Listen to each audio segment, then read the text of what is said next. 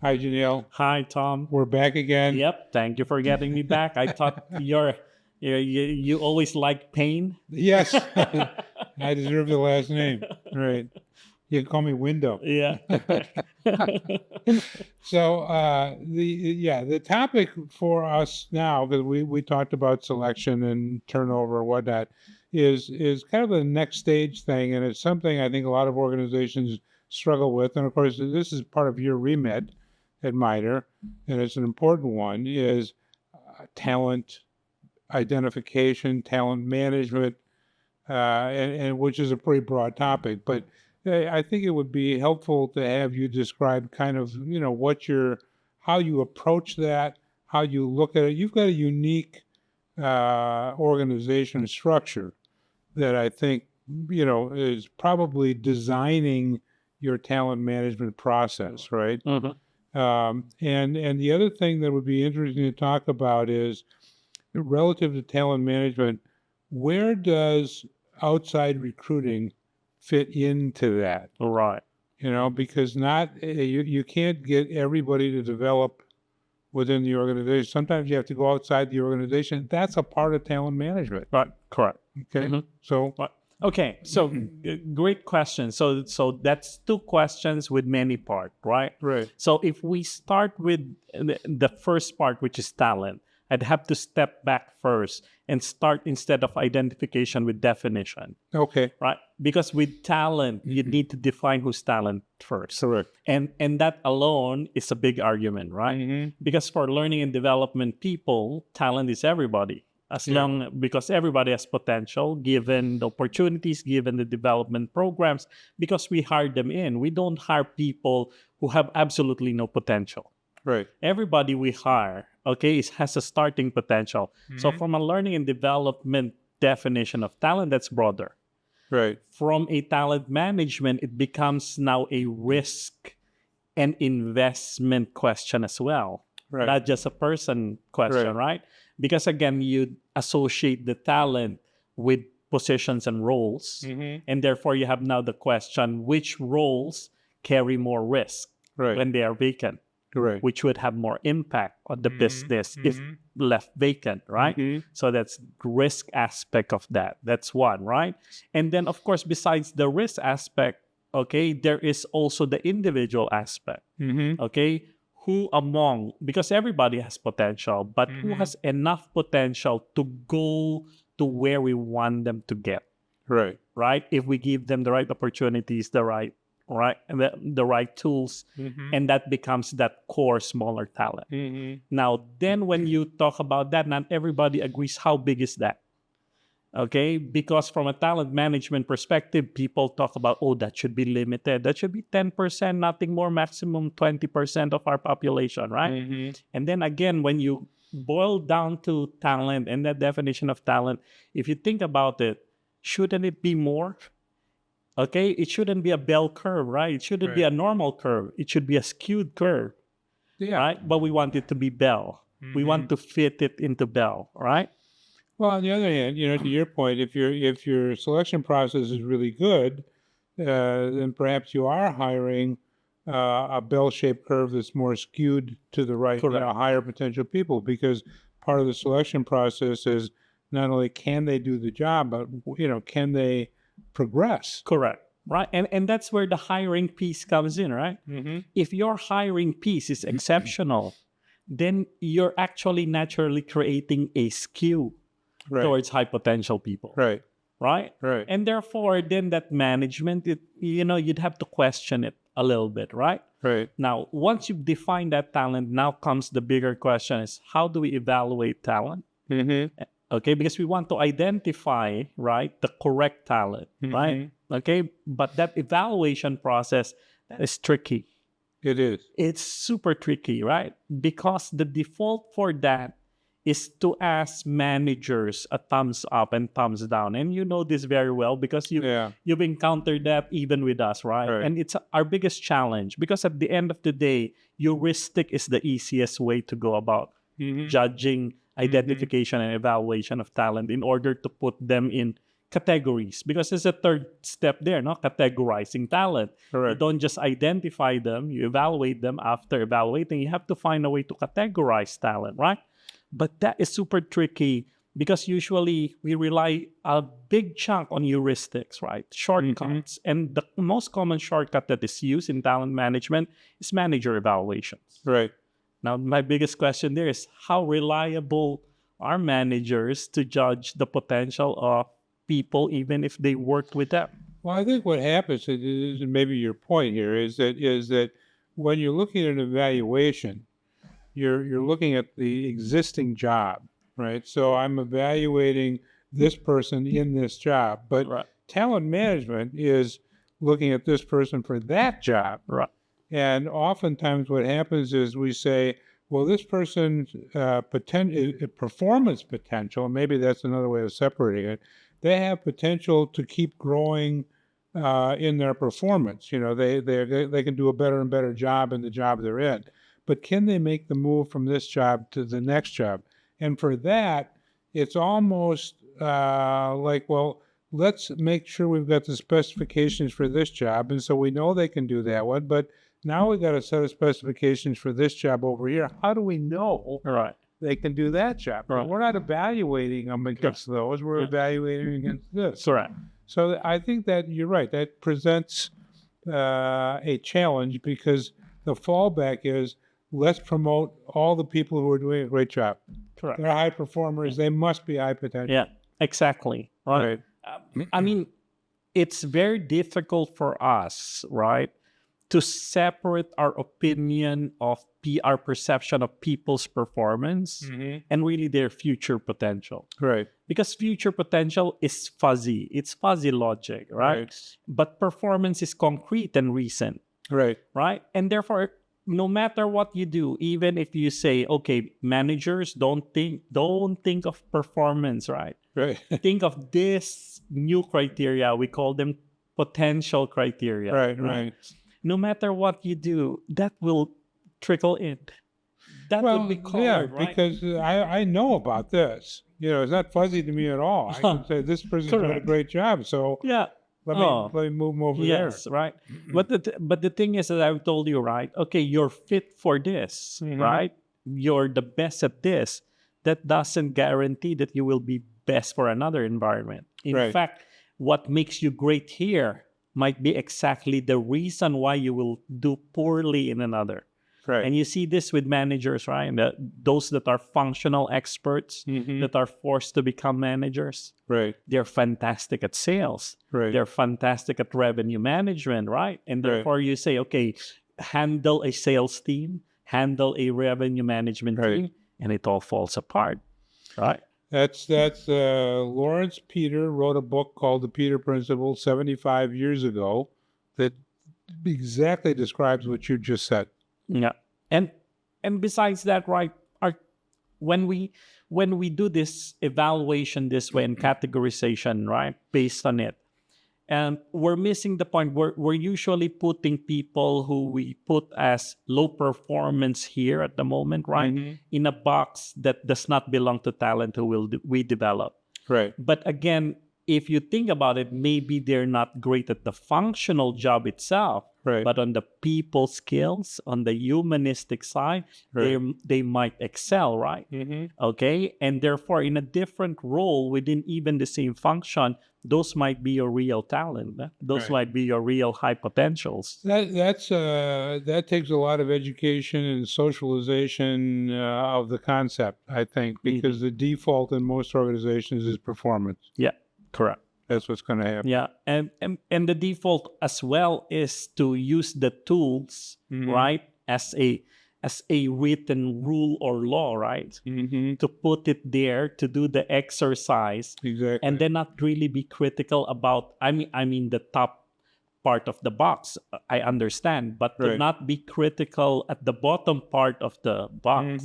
That is what people usually miss, right? Well, when you talk about the box, I'm assuming here that you're talking kind of about the 9 box, and there've been actually a lot of criticism of the 9 box, and I think sometimes the criticism is misunderstanding of what the 9 box really can be used for. Correct. It was originally developed by GE and McKinsey, and famously, the mantra at GE was you get rid of the bottom 10% every year. Mhm. Well, there was a lot of people who didn't want to get rid of the bottom. I mean, you don't have to do that, and that wasn't necessarily the intent of it. The intent of it was to say, let's give credit to performance, but then also look at what are the attributes that to your point are potential, which may be the human relations skills that are not that important in this functional role, but in a leadership role could be very important. Right. And besides that, Tom, right? A lot of people actually live on the edges, right, of Mm-hmm. any evaluation. They move in any evaluation. Okay, people move with it's fluid, no? Right. Whether we're doing boxes or categories, people are fluid, right? Mm-hmm. They move, okay, constantly, right? In a certain, it's consistent to a certain point, but there are edges, right, that they can Right. move one or the other, right? Correct. Correct. And therefore that making the evaluation a little bit or even a lot more really objective, right? Finding that sweet spot of the evaluation is not so dependent on opinion and Right. performance. I Right. think that is key, right? I agree with you. I think the tools like the 9 box provide basically a template against which you can be fair and objective in terms of slotting people. But to your point, the 9 box has got lines, Yeah. Mhm. vertical and horizontal. And if the line goes through 75 and you've got someone that scores 75, which side of the line do they belong on? Yeah, correct. And that's where the judgment Yeah, has to come correct. in. So we can't, sometimes I think we expect too much of our systems. We want everything to be black and white, Mhm. right? So this is a process that you can use that gets you pretty close.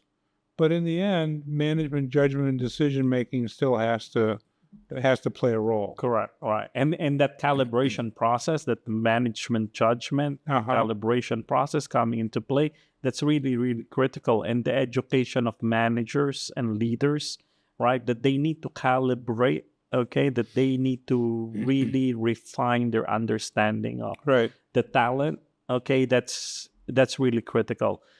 Well, one of the things that we kind of touched on earlier when we were having a discussion was, what is the role of search companies or headhunters? Because, you in a perfect world, you would say, well, we're going to take people in at these positions, and over the next 10 years or so, we're going to move them through the organization, develop them, and we never have to go outside Yeah. to do that. I don't think that's really a realistic view. So at some point in time, I think there's got to be some conversation about where does headhunting or executive search fit into our talent management process? Is it a part of the talent management process? Well, in my personal view, it needs to be. Right? It needs to be. But I think we'd have to first accept, right, that a headhunter's premise, right, in what they do Mhm. is not really to find talent for us. Right. Okay? It's to close. Yeah. Close the It's to close the position. position, right? Right. Right. To close the position, right? Whether that will stay, that's a lasting talent or not, Mhm. or will move up talent, right? That's for us as a Right. worry, not for them, right? Right. Okay. But I think what we need to go back to in order to integrate them into our talent management process is that alignment of when you're looking at the talent, this is how we really evaluate talent. Right. If they do not fit this, then no matter how great you think they are, that is not talent for us. The other thing, which I think you kind of opened the door to, I just want to put it out there, is that every time you go out to the market, if you go out in December, you're going to get a look at the people who are interesting and motivated to leave in December. throughout the whole year, there are people who are more subject, less subject, more subject, less subject, right? Yeah. And it just depends on when does the headhunter call, and is that going to resonate with Yeah. that candidate at that time? So people kind of, if you look at the LinkedIn thing, I'm available, I'm not available. Correct. So it changes throughout the year. So anytime you go out to the market, you're not going to get the whole market. You're going to get a contracted piece of that. So Yeah. one of the things that I tried to do, not always successfully, but I think it worked at some level, is to develop a relationship with one or two key search companies Easy. where we would bring them in and have them sign an NDA and say, okay, we're going to talk to you about our talent management process. And we have two reasons for doing that. One is we have some people who we're probably going to let go in the next year. Mm-hmm. And so, if we give you a call and say, look, we won't let Tom go. Right. Mm-hmm. If you find something that you think he would fit, maybe you give him a call and we'll back off. Mm-hmm. And the other hand, you say, look, you go out and you're looking, you know us, you know what our needs are, and you signed a confidentiality agreement to that effect. If you find somebody in July, Mm-hmm. Yeah. we don't have we haven't given you a brief. Correct. Would you call us up and say, hey, I just ran into somebody that just became available. I think they would fit your organization. So that requires a different level of kind of what I would call partnership or whatever working relationship Right. that is not transactional. Yep. Mm-hmm. Do you guys look at that at all? Well, to be honest with you, right? Okay, it is where we want to get to, right? Uh-huh. But currently, we avoid using headhunters, right? For that Right. very reason. Right. Because we want it to be a relationship, right? Right. We don't want to go to because we have a need, go to a headhunter and just tell them this is the job description, this is what we want, we're looking for, and then you search, then you give us candidates. Right. That's not what we want. What Exactly. we want is, okay, this is the job description, this is the competencies that we're looking for here. These are, of course, the personality attributes that we think are needed to be successful on those competencies, on that function, and have a discussion there, okay, before we move that forward, right? Rather than just a talent search. Because nowadays you can also do that in LinkedIn, right? Well, I was going to say, I think there are a lot of people who have, in your function, there's somebody there who's got the responsibility of going through LinkedIn. Yep. Correct. All the time, and you pay a pretty handsome fee for that LinkedIn. And it's not cheap. It's not cheap. It's not cheap. So it's not like everybody can do that. Yeah. You got to be a big enough organization to say the investment is worthwhile. And then, you can use Facebook too. There's other, and I even heard about something I hadn't even thought of, TikTok. Yeah, correct. So there are opportunities out there to use these things that are far beyond what I pay attention to anymore. But, strategically, I think there has to be a place in the talent management process where you accept the idea that we may not be able to get all of our needs for every function, every business unit, every geography internally. Mm-hmm. So should we, as an organization, set up a process whereby we say one of our goals in talent management is to be able to source 60, 70, 80% of our talent needs internally. And we accept the fact that 20, 30, 40, whatever it is, we have to go outside that box. I don't know if organizations are actually thinking in those terms or not. Okay, at least from my experience, in the years I've been in roles in talent, that is not a conscious decision. It's not a discussion. It's not, no. Okay. It's very reactive, right? Okay, because at that level, right, at that level of talent, usually, again, we go back to turnover. Your turnovers there are very low, right? That's true. Okay, and therefore your need is not as big, but your risk is very high. Correct. Right? And because your risk is high, but it's not often then you go reactively to companies, headhunters, simply because that they have the expertise and they have the connections that you might not have, right? But outside of that, an integration, Right. I have in the companies I've worked with, a full And integration. that's something that the senior management is that. And Yeah.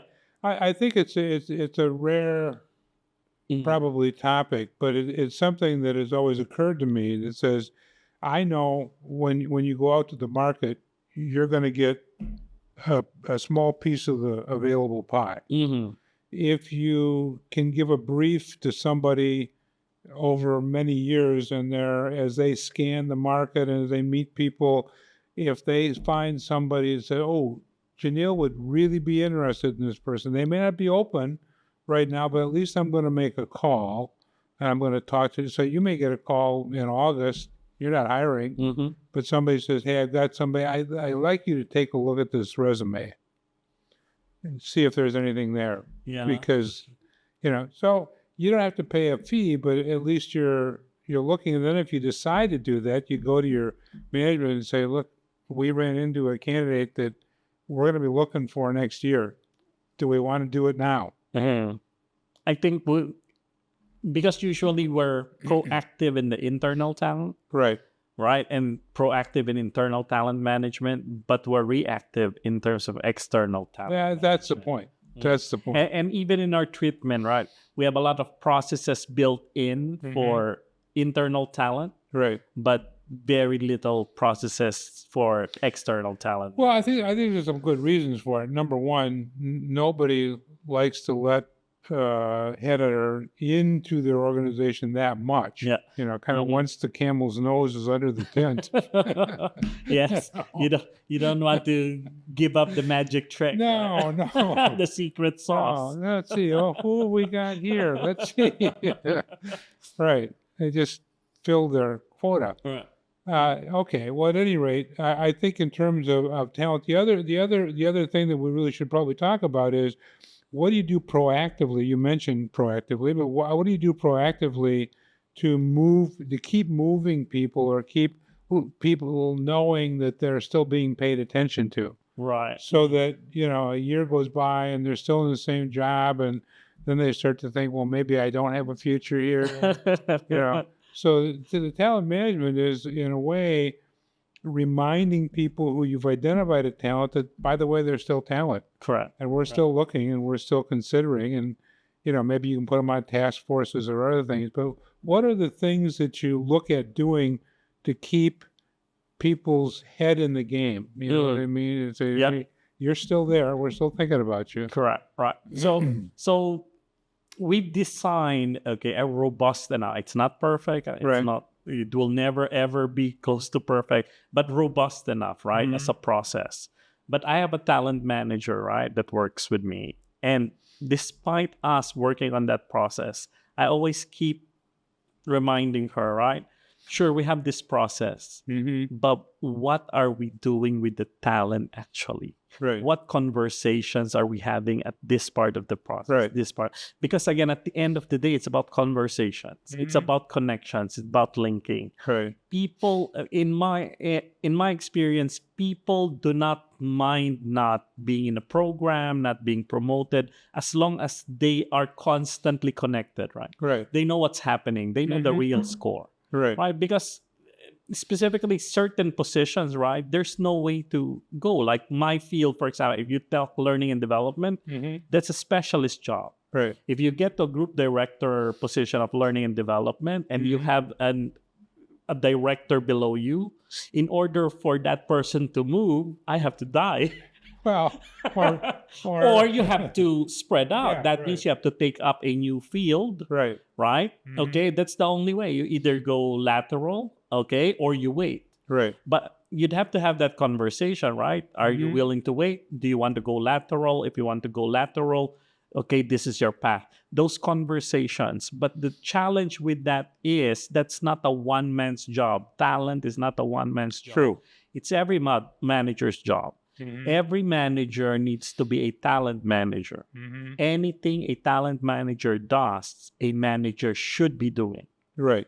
And those conversations are what is always missing in the processes, right? Mhm. We do the evaluation, we do the categorization, we do the calibration, we Right. identify talent. The problem is it stops at there, right? Now we know the talent. What do we do with this? Right. First, you have to have a conversation. The CPO needs to link up with this Mhm. talent. The CEO needs to talk to this talent, get to know them, get them into the programs. If they are in the programs, then the executives need to be there in order to know who these people are. Well, one of the things that we started years ago is when we would, we have business strategy meetings, right? Mm-hmm. Or we have presentations throughout the year, quarterly results or something, Right. right? And we'd have typically a dinner or a cocktail reception. We made sure that the talent got sat at the CEO's table. Yeah, correct. So there was a seating chart. And the reason for doing that was precisely to your point, Correct. just, hey, you're sitting at that table. Yeah. It wasn't explained. It just, oh, I must still be. True, right? So we never do talent programs without either the founder, the CEO, the CPO being there, beginning and dinners, middle. Right. Otherwise, okay, this is the talent, right? Yes, they will learn from this program, but they need to network with those. They need to be acknowledged, right? Right. Otherwise, then the movement would be more and more difficult, right? Yep. And that's exactly. basically, I think, an important piece. Yes, the process is important. But people connections, how you're talking to them constantly, right? Right. Okay, even with my team, right? Okay, I think the one-to-ones are important always with talent. Okay, and if you're a manager who does not do one-to-ones, okay, then you're not taking care of talent, right? It's getting back to that idea of, are we really training managers how to manage? Because to your point, I think, whether it's interviewing and hiring, employee turnover, talent assessment, it is the manager's job. Correct. And I think, sometimes when we hire people, like you've got a talent manager and we've got, somebody who's looking at the LinkedIn profiles and doing the recruiting and things like that. The manager says, oh, Yeah, correct. it's all taken care of. Yeah, because they usually know with managers, right? Okay, they talk about the top line, Right. the bottom line, the flow through. Where's the people line? Right. Exactly. In the reports, right, you'd see top line, bottom line, flow through. Okay, but the people line usually is someone else's line. It's Right. not the manager's. Yeah, it's an HR's. It's an Right. HR's line. Right. Then let HR report on it. I'm the manager. That's nothing to do with me. Talent is for the talent managers. Has nothing to do with me, right? Right. So that my hands are clean attitude when it comes to talent and potential, right? And people development. That's something that managers need to really take accountability for. It's interesting that we always wind up coming back to this topic of, managers' job is a heck of a lot more complex and nuanced Yes. than I think a lot of people give it credit Yeah, for. that's And as a result, I'm not sure in the last 20, 30 years, we've done a really good job of preparing our managers in organizations for their role, not only in selection, but in performance management and in talent management as well. Because at the end of the day, those three things ought to be top of their list Correct. all the time. If there's one big investment that should be in your budget at any point in time, that's the development of managers to become effective managers. Right. And that does not just include programs, that includes giving them the time to be managers. Right. Right. Because usually that's the second part of that. Yes, we give them training, we give them programs, right? But once they're back to on their job, right? We expect them to do other things, not these things. Right. These things, if you have time, do it. Right. If you don't have time, focus on this. Oh, you still have to get the iron out the door. Yes, correct. Right. And it doesn't work like that, right? If I have no time to manage people because I am too busy at, again, the bottom line, okay, then no amount of training and development would ever make me an effective manager. Agreed. Okay, and we'd have to balance that, right? We'd have to balance that. At the end of the day, that's the job of the whole organization. Correct. Is to continuously develop and give feedback. Well, listen, Janil, thank you very much. I appreciate it. Thanks, Good seeing Tom. you. Thanks, as usual.